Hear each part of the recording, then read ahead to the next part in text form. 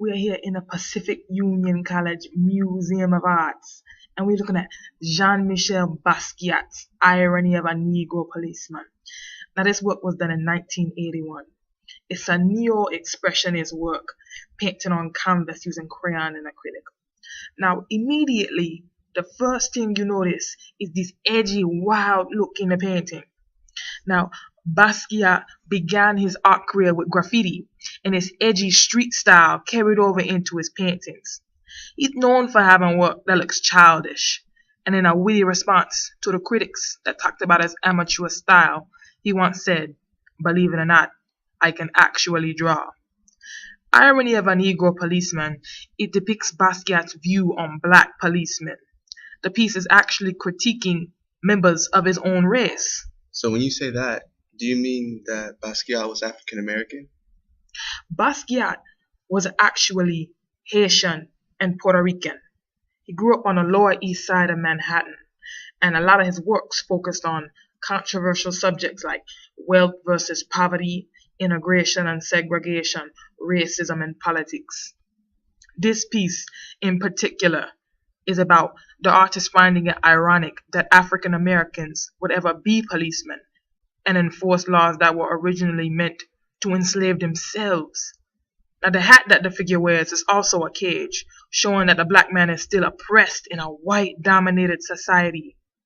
The cage it symbolizes the control that white society had over the black community. And if you look at the figure's misshapen and disjointed body, it represents the positions of blacks in a community.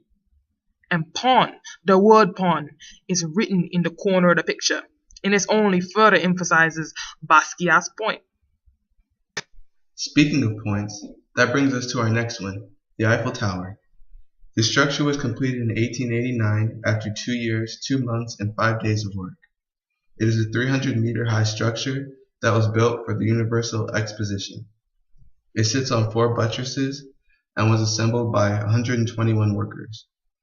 The name Eiffel comes from the critics who were against the tower at first and has stuck ever since. Throughout the years, it has become a preeminent symbol of Paris and of France. It has transcended its physicality to become a great symbol of what humans can accomplish. The fact that the Eiffel Tower is still standing today is an example of the progress of 19th century engineering. Now, why do you think that the tower is the way it is? If you look at the tower, you step back, it looks like an industrial structure. It really doesn't look like it will fit in Paris. Why do you think the architect chose to make a structure that looks like this? I feel like the architect chose this structure to look like this because it's just different. I feel like the way that all the buildings were built back then, none of them really stood out. I feel like he built the Eiffel Tower to stand out, and because he wanted to make an impression that would last forever. And last forever it did.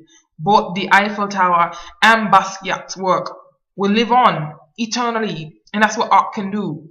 You take a structure, you take a painting, and when it gets recognition, it becomes everlasting. I agree.